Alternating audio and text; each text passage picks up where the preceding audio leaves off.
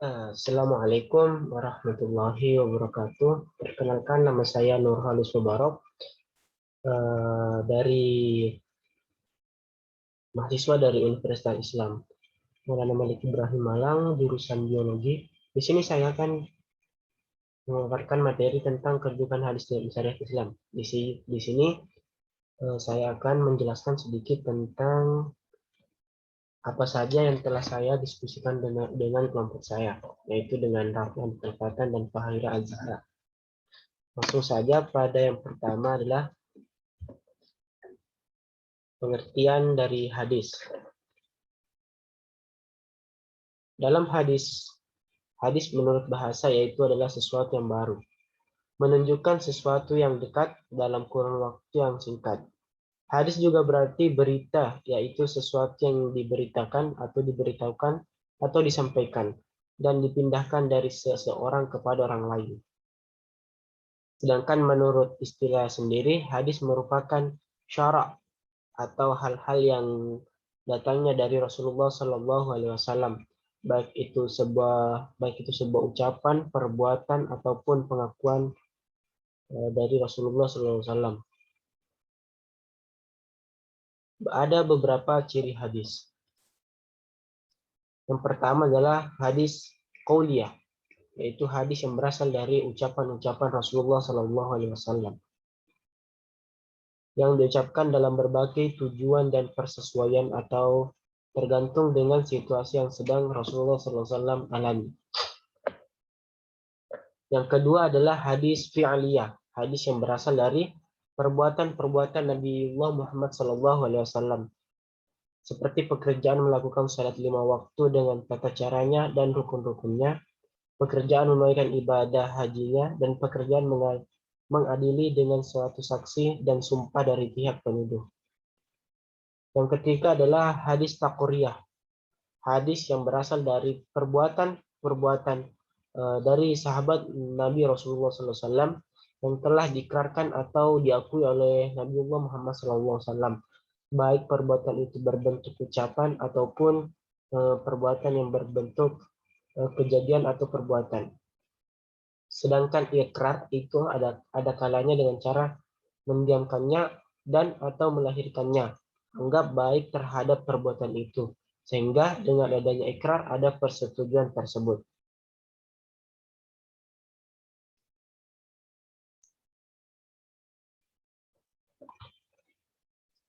Selanjutnya adalah kedudukan hadis. Hadis dalam kedudukannya yakni sebagai penjelas, dan kadang hadis ini memperluas hukum yang ada dalam Al-Quran sendiri. Kedudukan hadis yakni sebagai penjelas hukum yang telah ada di dalam Al-Quran, atau untuk memperkokoh lagi penjelasan-penjelasan yang telah ada dalam Al-Quran, yang tidak dapat diragukan lagi dan dapat diterima oleh semua pihak. Meskipun demikian, kedudukan hadis sebagai sumber hukum kedua Al-Quran menjadi perbincangan di kalangan ulama.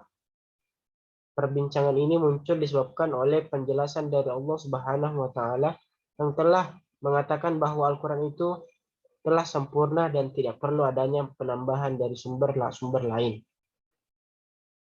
Oleh karena itu, akan dijelaskan dengan dalam firman Allah Subhanahu wa Ta'ala menekankan kembali dalam surah Al-Imran ayat 32 yang berbunyi, "Qul ati'ullaha war rasul fa in tawallaw fa innallaha la yuhibbul kafirin." Dengan arti, katakanlah, taatilah Allah dan Rasulnya.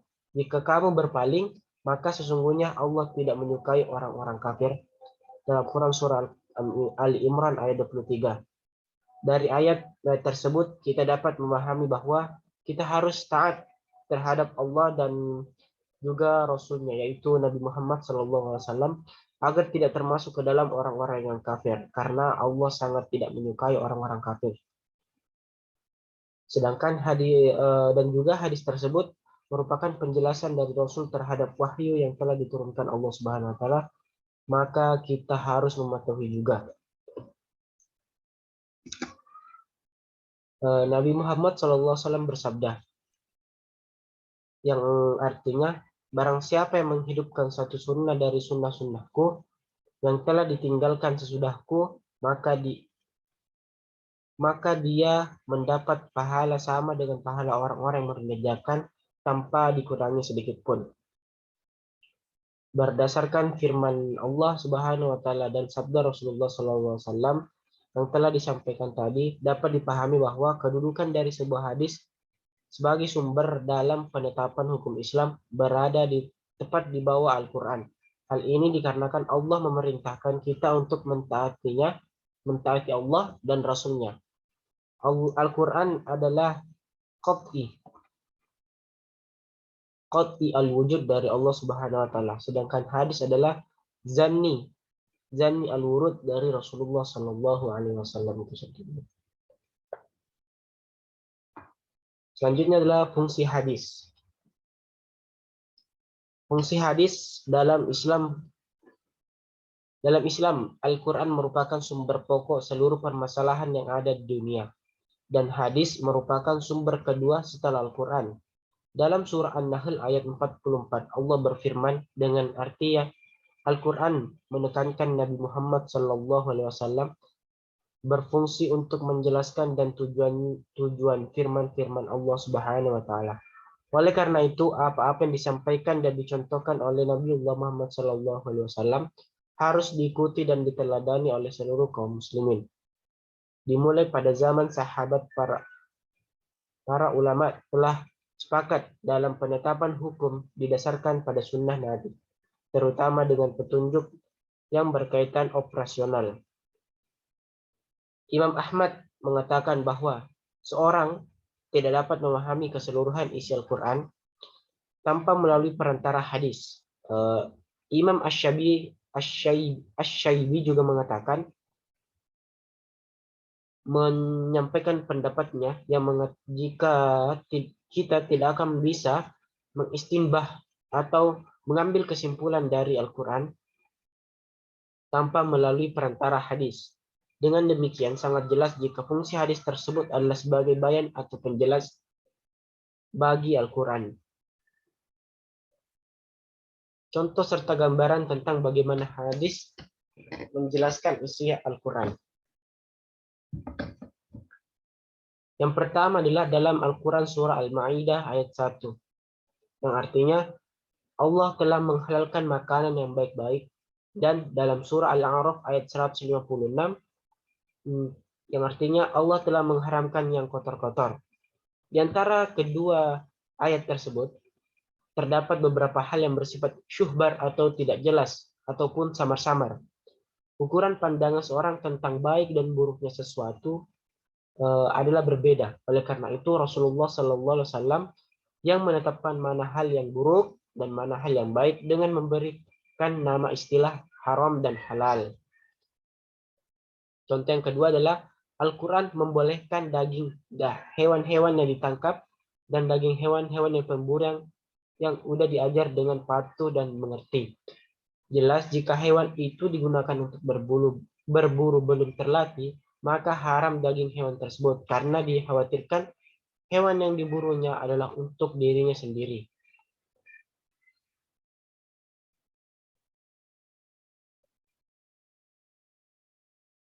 Selanjutnya adalah Al-Quran melarang orang yang sedang dalam ihram memburu buruan secara mutlak, tidak memakai syarat. Apabila larangan tersebut diabaikan, maka diwajibkan jaza balasan atas orang yang melanggarnya atau membunuhnya. Tetapi larangan memburu itu dikecualikan bagi orang yang halal. Artinya, bagi orang yang tidak mengerjakan ihram. Pengecualian itu dengan mutlak juga. Kemudian timbul pertanyaan, bagaimana hukumnya orang yang sedang ihram itu memburu dengan tidak sengaja?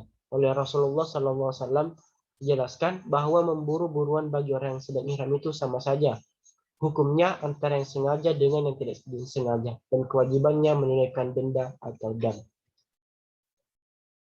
Cukup sekian apa yang saya sempat sampaikan.